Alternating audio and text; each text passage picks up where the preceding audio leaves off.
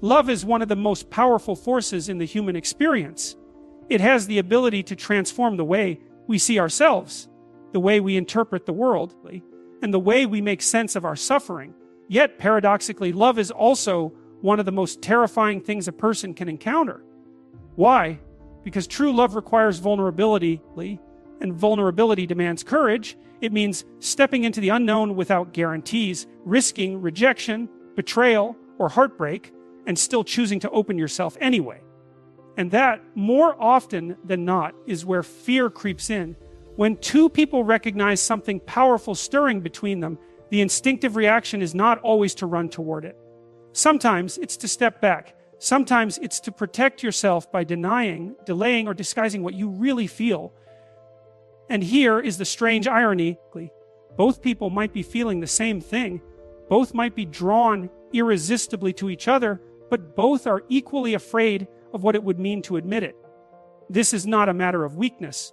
It's a reflection of how deeply love matters. We fear the things that can alter our lives, and nothing alters us more profoundly than love. Think about it. We don't lose sleep over casual conversations or superficial connections. But when someone gets under your skin, when their presence unsettles your thoughts, when their absence acts like a phantom wound, suddenly everything is at stake. You cannot simply dismiss them as another face in the crowd. You recognize, whether you want to or not, that this person carries weight, and that recognition is frightening. It is as though the universe has whispered into your soul, this person could change the trajectory of your life. The gravity of that realization can make you hesitate. Now, fear of love does not appear in obvious ways. It hides behind subtle behaviors, unspoken words, and carefully constructed masks. Two people may laugh together, spend hours talking, exchange glances heavy with meaning, and yet remain trapped in silence about what they truly feel. They circle around their emotions, afraid to name them, because naming them would make them real. And reality carries consequences. If you admit you love someone, you risk them not feeling the same. If you show your cards, you risk rejection. And for many, that risk feels unbearable. So, instead, you linger in the shadows of possibility, hoping the other person will be brave first, while you secretly battle the same storm of fear inside yourself. But here is the truth. This mutual fear often reveals itself in patterns. Patterns you can recognize if you are willing to pay attention. The hesitation, the mixed signals, the moments of closeness followed by withdrawal, the silence that speaks louder than words. These are not random.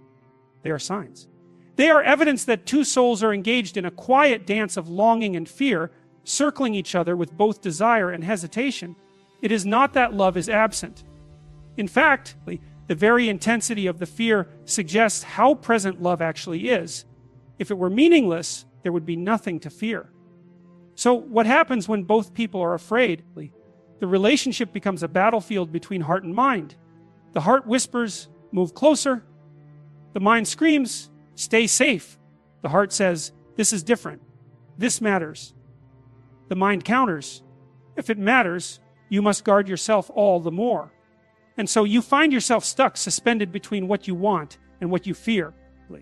And when two people mirror each other in this exact struggle, the result is a strange, almost tragic symmetry. They recognize each other's hesitation because they share it. They recognize each other's longing because they feel it too. But instead of breaking the cycle, they reinforce it, each waiting for the other to be the one who dares to step beyond fear. That is why it is so important to uncover the signs, to name them, to shine a light on the hidden patterns.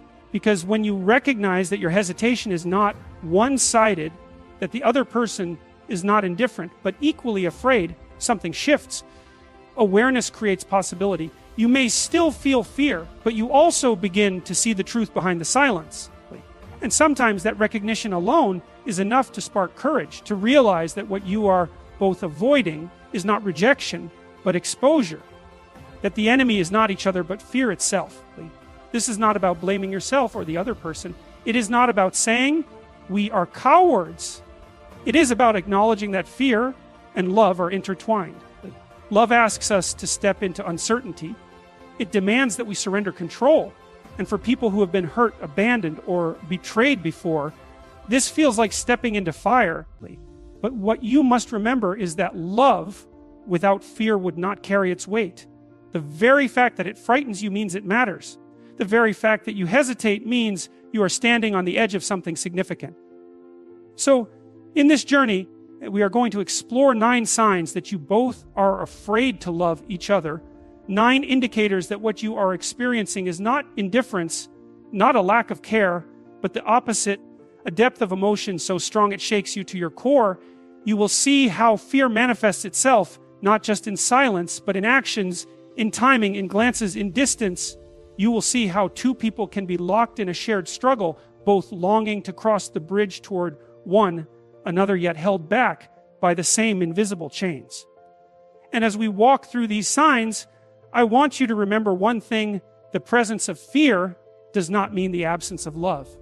In fact, it may be the very proof of it. Fear is not the final word. It is simply the barrier that must be faced. And when 2 people recognize that they are not enemies, but companions in this battle, something extraordinary can happen. They can break free from the patterns of avoidance, stop running from what they both feel, and step, trembling but together, into the transformative power of love. This is where the journey begins. This is where awareness becomes courage. This is where you learn to see fear not as a sign of weakness, but as evidence of how much this truly matters.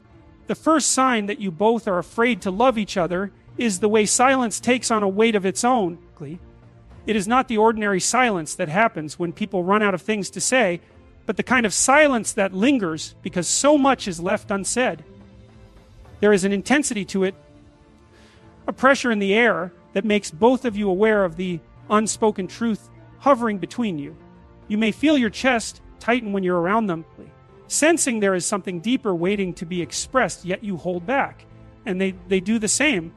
You find yourself speaking about everything but what really matters, filling the space with laughter, casual stories, or surface-level observations, while beneath it all runs an undercurrent of longing that neither of you dares to voice. This silence is not comfortable, it is charged. Every glance feels like a message, every pause like an opportunity missed. You look at each other a second too long, then turn away as if the gaze itself was dangerous. You notice how your conversations edge close to something meaningful, yet somehow, almost unconsciously, both of you divert it before it crosses the threshold into confession. That avoidance does not mean the feeling isn't there. It means it is too strong, too risky, too real. And in that moment, silence becomes a shield. It protects you from exposure, but at the cost of connection. The silence also speaks in absence. Perhaps they go quiet after a moment of closeness, pulling back suddenly when the bond feels too undeniable. Perhaps you find yourself hesitating to send the message you desperately want to send, typing and deleting words because you are terrified of saying too much. The communication gap isn't created by indifference, but by fear. Fear that words, once spoken, cannot be taken back, and that they might change everything. You sense that if you admitted how you felt, you would no longer be able to retreat into the safety of denial. So you stay quiet. And they do too. This mutual silence is not emptiness. It is a paradoxical fullness, brimming with everything unsaid. It is the sign that both of you are standing on the edge of vulnerability, looking at each other across the gap, waiting for one of you to risk the leap. It is proof that love exists, but it is love that trembles in the shadows, afraid to step fully into the light. The second sign that you both are afraid to love each other is the dance of mixed signals that seems to define your interactions. One moment there is closeness, an unmistakable pull, a warmth that feels undeniable. The next, there is distance, retreat, or coldness that leaves you questioning everything you thought you saw or felt. It is as though both of you are walking forward with one foot while dragging the other behind, torn between the desire to connect and the instinct to protect yourselves. This push and pull does not happen because the feelings are absent. It happens precisely because they are too strong, too unsettling, too disruptive to the walls you have built to keep your hearts safe. You notice in the way they lean in during conversation, their eyes locking onto yours with intensity, only for them to suddenly break contact, glance away, or change the subject as if nothing significant just passed between you. You catch yourself doing the same, allowing your guard to drop for a second, letting a smile or a word slip that reveals too much, and then quickly covering it up, pretending it meant little. Both of you know it did not mean little, but fear demands that you camouflage it. So the signals remain tangled, confusing to an outsider, but deeply understood by the two of you who are caught in the cycle. Mixed signals also show up in behavior that contradicts itself. They might make an effort to be near you, then avoid you the next day. They might text you something that reveals care, then pull back as if regretting it. You might find yourself doing the same, half steps toward openness followed by full steps backward. To anyone else, this would seem inconsistent. To you both, it is simply fear in disguise, showing up as hesitation, as contradiction, as a confusing rhythm that hides what the heart is too frightened to admit. At its core, this dance of mixed signals is not a lack of clarity, but a reflection of inner conflict. The truth is known, but the mind refuses to accept it without resistance.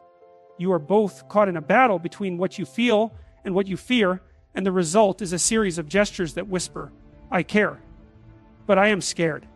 If you look closely, you will see that the inconsistency is not random. It is the clearest sign of all that there is something real between you, something powerful enough to make you both wrestle with yourselves, afraid of stepping into the love that you already know is there. The third sign that you both are afraid to love each other is the way you hesitate at the threshold of vulnerability. You sense that there are things you want to say, truths that sit heavily on your heart, but the moment you feel the urge to speak them, you stop yourself.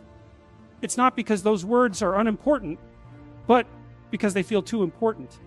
There is a fear that once they leave your mouth, they will change the shape of the relationship forever. And so you hold them in.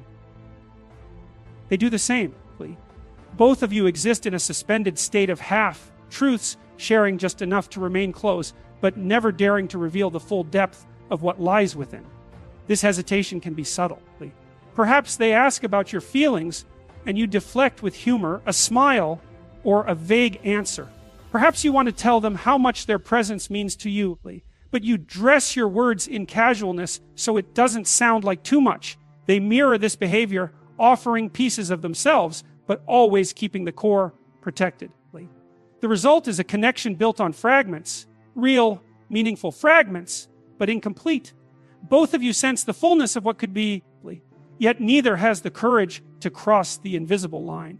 You notice it in the pauses, in the way conversations sometimes hover on the edge of confession before retreating into safer topics. You feel it in the intensity of moments when the air thickens as though something important is about to be said, only for it to dissolve into laughter or silence.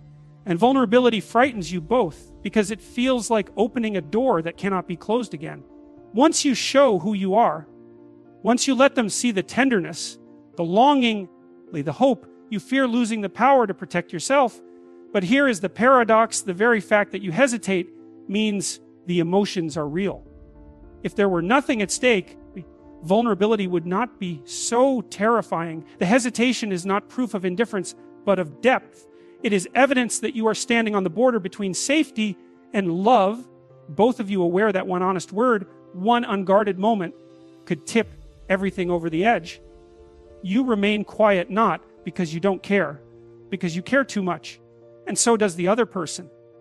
That mutual hesitation, that shared pause before truth, is the unmistakable sign that love is present, but fear is keeping it locked away. The fourth sign that you both are afraid to love each other is the way distance keeps finding its way into the connection, even when closeness is what you both crave. It isn't always physical distance, though that can play a role.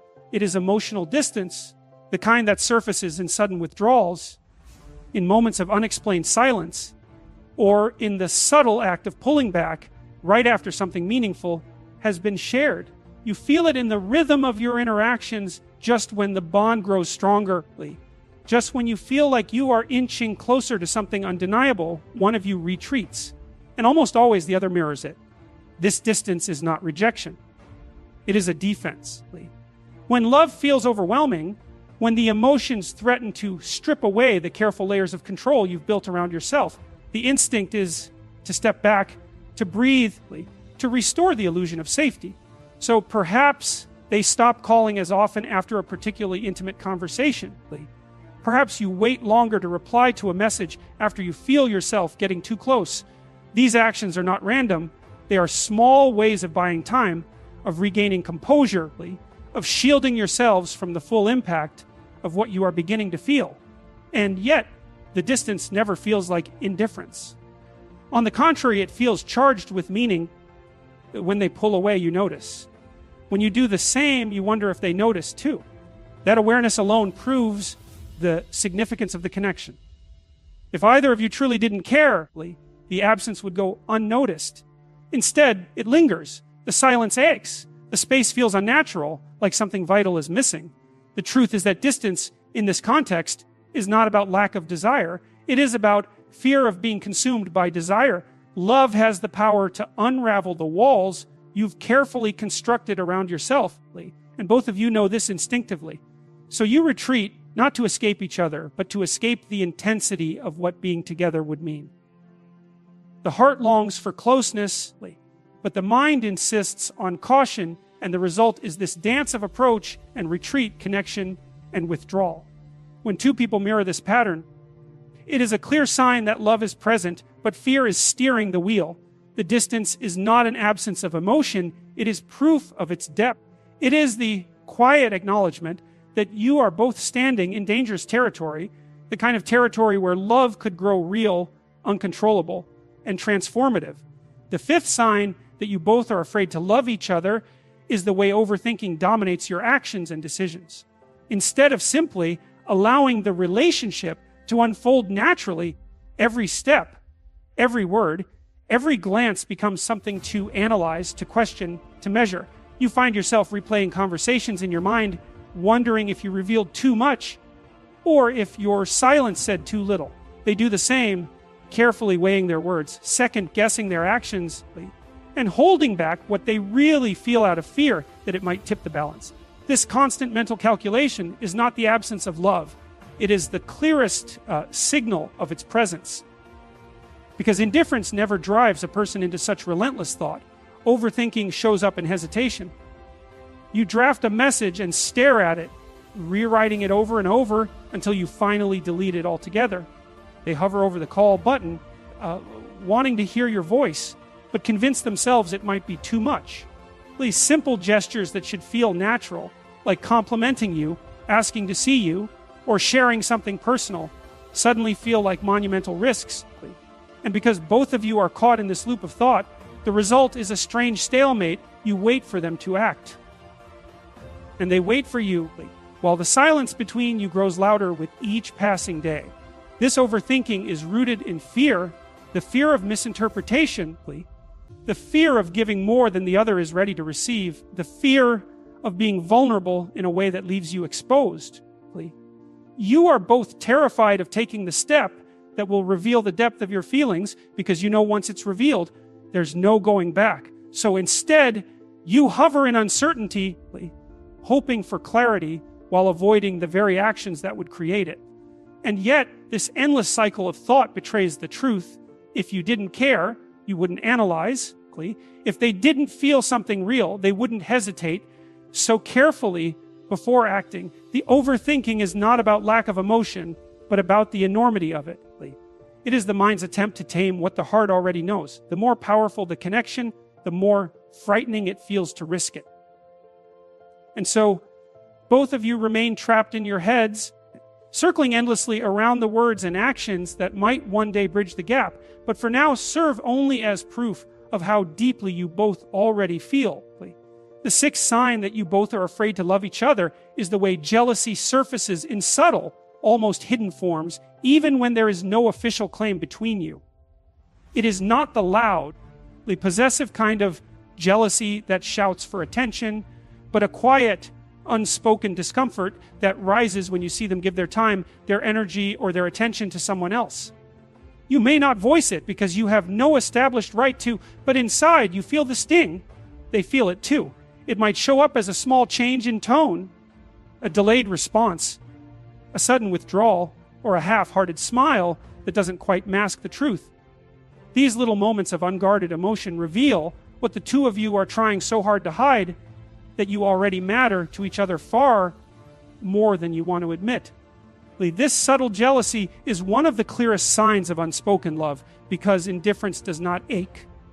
If there was nothing there, you wouldn't notice the way they laugh with someone else, or the way they seem distracted when they should be present with you.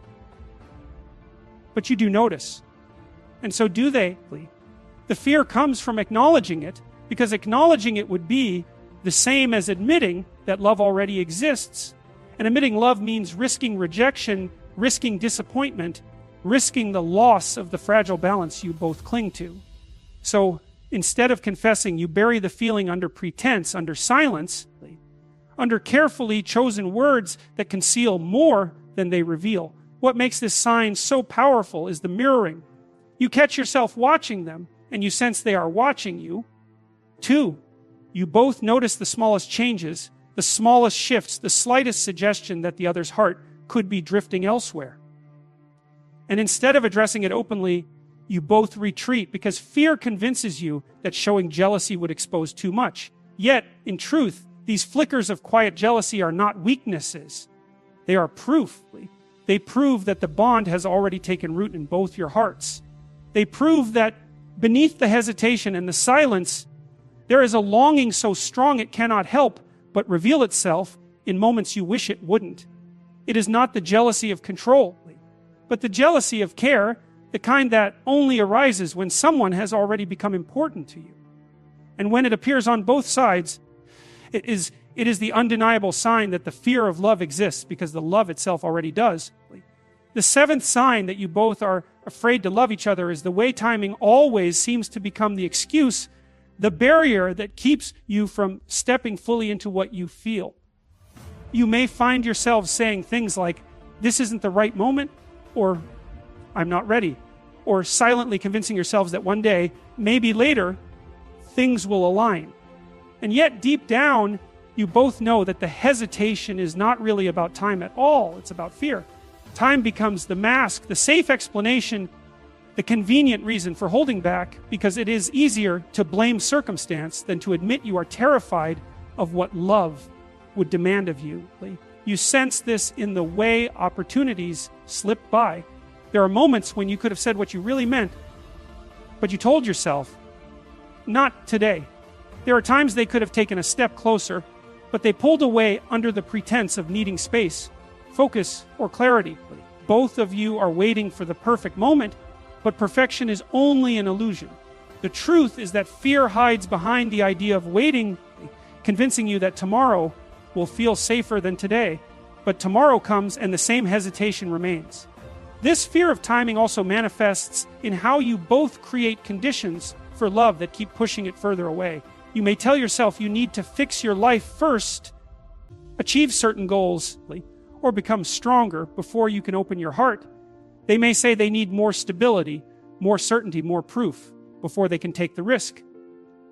These conditions sound reasonable, but in reality they are shields, delays that protect you from the vulnerability of admitting what you already know. Because the truth is, love never arrives at a perfect time. It demands courage in the midst of imperfection, not after it. And so the two of you find yourselves circling each other, caught in a loop where timing becomes the excuse, but fear is the real obstacle. Yet the very fact that timing matters to you both shows that love is already there. If it meant nothing, you wouldn't be so cautious about when and how to reveal it. This shared postponement, this mutual waiting, is the silent acknowledgement that you are both standing on the threshold of something real, but neither is ready to step through. It is not time that holds you back. It is fear disguised as time. The 8th sign that you both are afraid to love each other is the way your connection feels undeniable, yet neither of you takes ownership of it. You sense it in the way your thoughts drift to them without effort, how their presence seems to shift the atmosphere around you, how even in silence, something meaningful lingers. They feel it too. You can tell by the way their eyes soften when they look at you, or how their tone changes when they speak to you compared to others. And yet, despite this powerful recognition, both of you avoid naming it for what it is. You tiptoe around the truth, as though giving it a name would make it too real, too heavy, too risky to bear. There are countless opportunities where you could acknowledge the bond outright, but instead you bury it under casualness. You laugh it off, frame it as coincidence, or disguise it in friendship, even though both of you know there is more at stake. You feel their energy shift when you are near, and they feel yours, but neither of you says it aloud. This refusal to admit what is obvious is not denial of feeling. It is fear of consequence. Because once you claim the connection, you cannot unclaim it.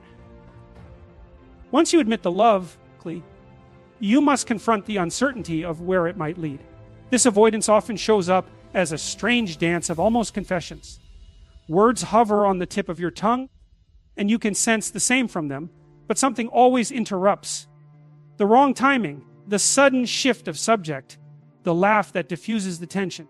You leave those conversations knowing something deeper was trying to emerge, but both of you locked it away at the last second. And it happens again and again, leaving you both frustrated and longing, yet still unwilling to break the silence. The irony is that this mutual avoidance is itself the clearest sign of love.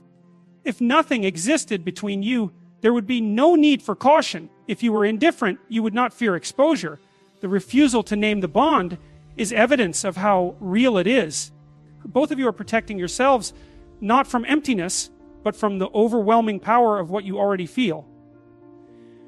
And so the connection grows stronger in the shadows, unspoken but undeniable, waiting for the moment when one of you finds the courage to stop avoiding the truth and finally step into it. The ninth sign that you both are afraid to love each other is the way you hold on and yet keep your guard up at the same time. Despite the hesitation, despite the distance, despite the silence, neither of you truly lets go. You remain in each other's orbit, tethered by something invisible yet undeniable. You check in, even if it's casual. You find excuses to cross paths, even if you pretend it's coincidence. They linger in your thoughts, and you in theirs. No matter how much you both try to convince yourselves it's safer not to feel too much. This holding on is quiet, subtle, but it is constant, and it reveals that neither of you can walk away, no matter how afraid you are of moving forward. This paradox of closeness and defense is exhausting, but it is also deeply telling. If there was nothing between you, if the emotions were weak or shallow, the fear would have already pushed you apart. But it hasn't. Instead, you both cling to the connection in small, almost hidden ways, unwilling to sever the thread. You may not declare your feelings openly, but you protect the bond in silence. You may not risk everything by confessing, but you refuse to abandon it either. This in-between state, neither fully together nor fully apart, is the clearest proof that the love is real, but fear is standing in the way of its full expression. You see it in how carefully you both manage the boundaries. You give enough to keep the connection alive, but withhold enough to feel safe. You stay close enough to matter, but not close enough to be exposed. This delicate balancing act is not sustainable forever, but it shows the depth of the bond, that both of you value it too much to destroy, even as you hesitate to embrace it fully. At the heart of this sign is a quiet truth. The only reason you both guard yourselves so fiercely is because you already know how much you stand to lose. Love is frightening because it carries the possibility of pain, and the stronger the love, the greater the risk. By holding on while keeping your walls intact, you both reveal that the fear does not come from absence of feeling, but from the overwhelming intensity of it. It is a love that neither of you can fully step into yet, but also one that neither of you is willing to let go. When two people are deeply drawn to each other, yet both carry the weight of unspoken fears, the relationship often becomes a quiet battlefield where love struggles to breathe. One of the most telling signs that you both are afraid to love each other is the way silence becomes louder than words. In these moments, the pauses between conversations feel heavier, as if every second of quiet is filled with thoughts neither of you dares to voice. You may find yourself staring at them a little longer than usual, wishing you had the courage to confess what's truly in your heart. only to quickly look away the moment their eyes meet yours. It's not a lack of words, but rather a flood of emotions that you both try desperately to contain. This silence is not emptiness, it's restraint. It's the fear that saying the wrong thing might unravel everything fragile that exists between you. When two hearts mirror this hesitation, you'll notice an almost synchronized dance of avoidance. Neither of you makes the bold move, yet neither pulls away completely. You linger in each other's presence just enough to keep the connection alive, but never quite long enough to let it fully blossom. The relationship remains suspended, as though you're both waiting for some divine permission to step forward. This hesitation reveals a profound truth. The love is there, but it is buried under layers of self-protection. Perhaps it's past heartbreaks, perhaps it's insecurity, or perhaps it's the terrifying awareness of how much power the other person has to hurt you if you open yourself completely. Whatever the reason, the fear manifests in this cautious silence, and it becomes the unspoken language you both understand but never translate. In these moments, what you don't say is just as powerful as what you do. A simple "how was your day" can carry the weight of unspoken affection. A casual goodbye can hide a storm of longing. The silence between you isn't just absence, it's a shield. It protects you both from the vulnerability of love while simultaneously starving the connection that longs to flourish. And this is the paradox of two souls afraid to love you. You're drawn so powerfully to each other that you can't stay away, yet you're terrified enough that you never step fully in. The silence becomes a refuge and at the same time a prison.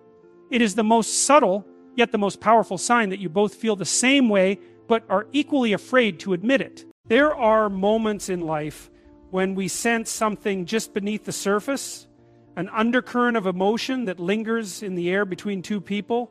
You can't quite name it, but you can feel it. A glance that lasts too long, a hesitation in speech, a retreat, not out of disinterest, but out of fear.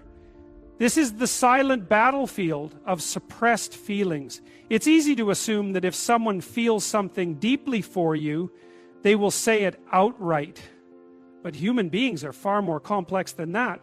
We are not machines that operate on binary choices. We are creatures of contradiction, desire, fear, and restraint.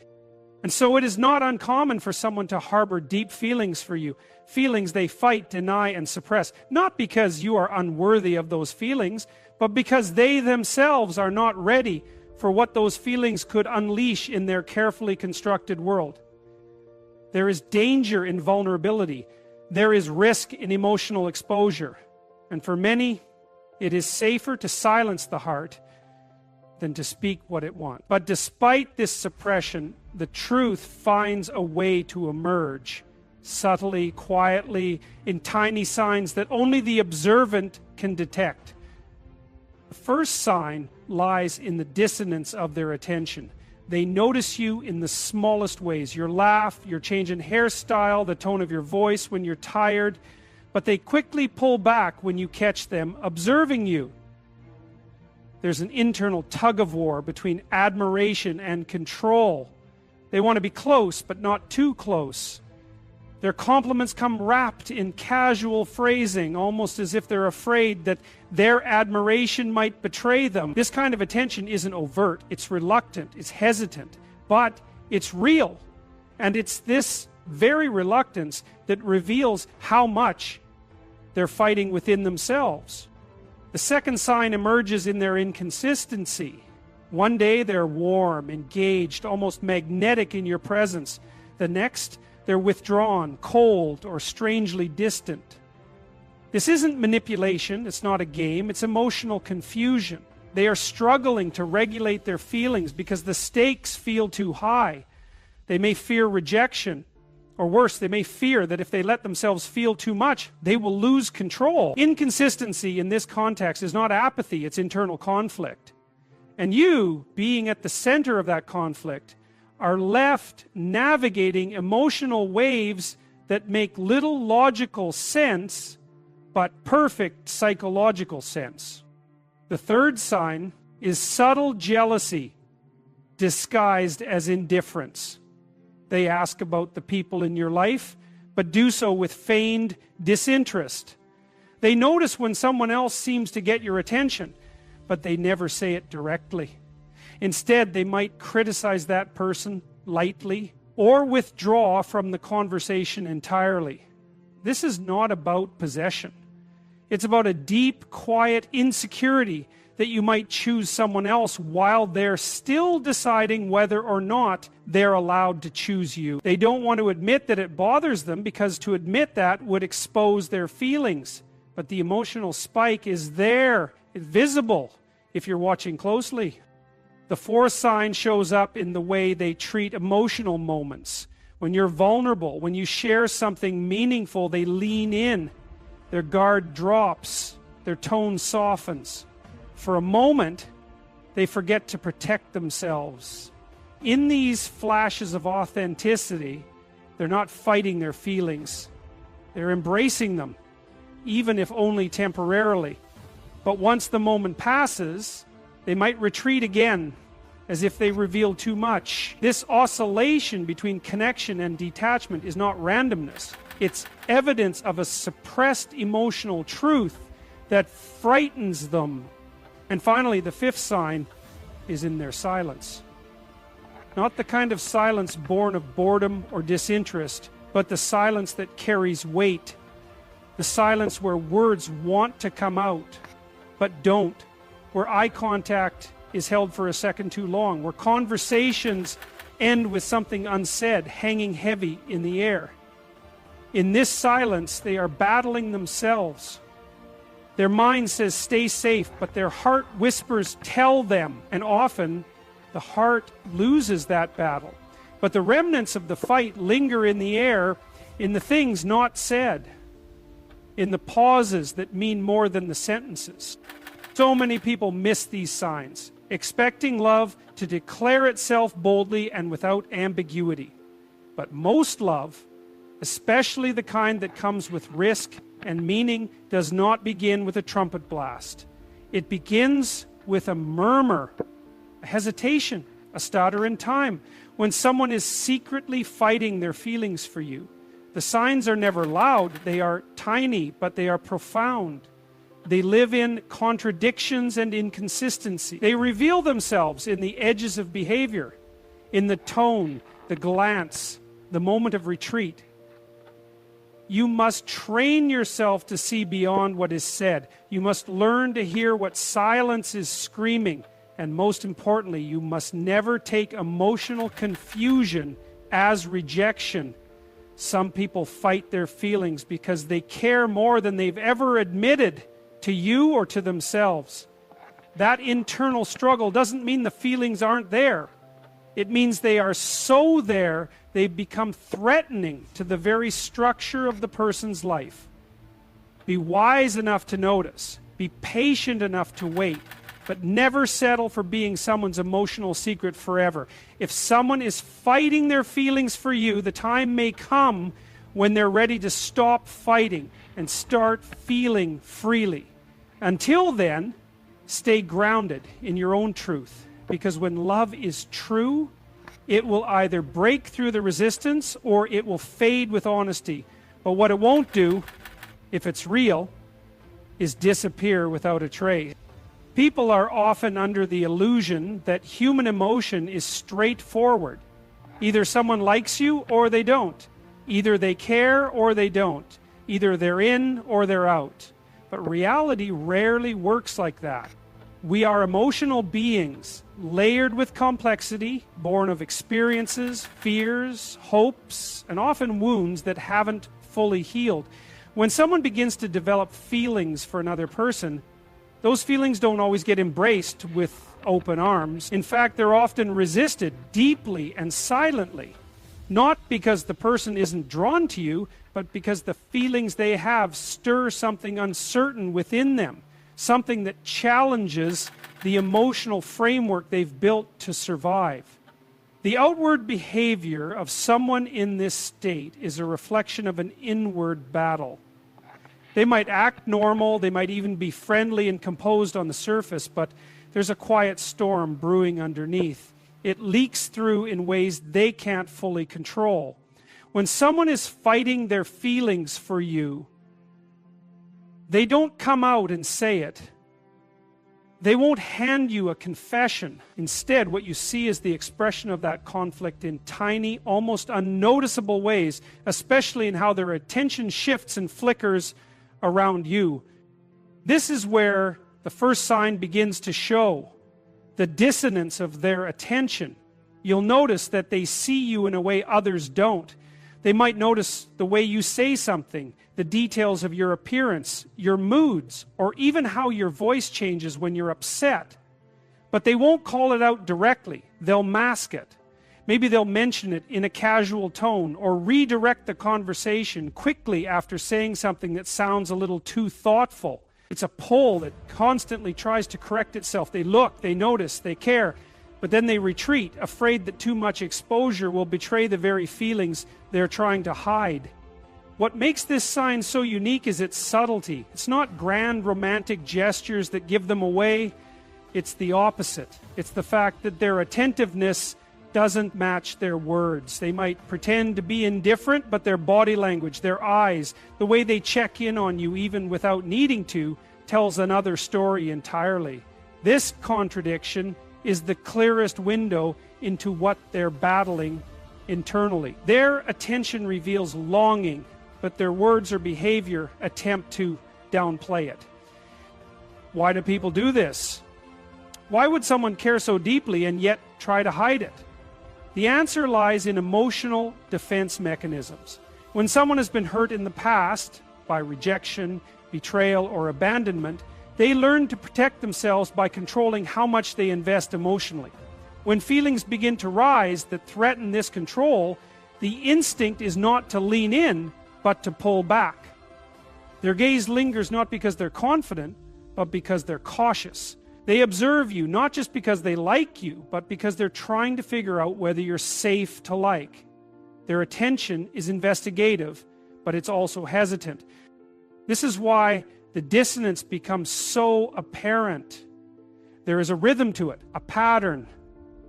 They will give you their focus and then suddenly act distracted. They will listen with full presence and then quickly change the subject when the conversation gets too emotionally loaded. They'll stand close one moment and keep their distance the next. And the more you pay attention, the more you realize this isn't rudeness, it's restraint. They are holding themselves back, not because they don't feel, but because they feel too much and don't know what to do with it. You might find them asking questions about your life, your relationships, your thoughts, your dreams, but they'll ask them in a roundabout way, like they're trying to gather emotional data without letting you know that they care so deeply about the answers. This is their way of staying involved while trying to preserve their emotional armor. It's a cautious dance, and they hope you won't notice the steps. But the irony is that the more they try to be discreet, the more transparent they become, if you know how to look. Often they'll use humor to deflect. They'll make light jokes, tease you, or create emotional distance through sarcasm or wit. But the timing is always telling. The jokes come right after a moment of sincerity, right after you say something vulnerable, or right after they catch themselves staring at you a little too long. It's like they're trying to shake off their own honesty. This push-pull dynamic is exhausting to witness, but it's even more exhausting to live inside of. Because to fight your feelings for someone you care about isn't just emotional repression, it's self-denial. And that denial, while it may look calm on the outside, is full of noise on the inside. And you can feel it. You sense the tension in the room when you walk in, the way their eyes flick toward you then away, the sudden energy shift in their demeanor when you're near, the way their voice changes slightly, softens or speeds up. These are not imagined. These are the fingerprints of a suppressed emotional current. They try to stay composed, but their subconscious betrays them. And those betrayals are the evidence you've been looking for. It's important not to romanticize this too much, though. Just because someone is fighting their feelings for you doesn't mean you're obligated to wait or to chase them. Emotional maturity means being able to recognize the battle in someone else without getting pulled into it. You can observe their dissonance without becoming entangled in it. You can acknowledge the care behind their glances without mistaking silence for commitment. But knowing how to read these signs arms you with clarity. It helps you discern between someone who is disinterested and someone who is scared. It gives you insight into the emotional architecture of the person in front of you. And sometimes that understanding is enough to either help them feel safe enough to open up, or to help you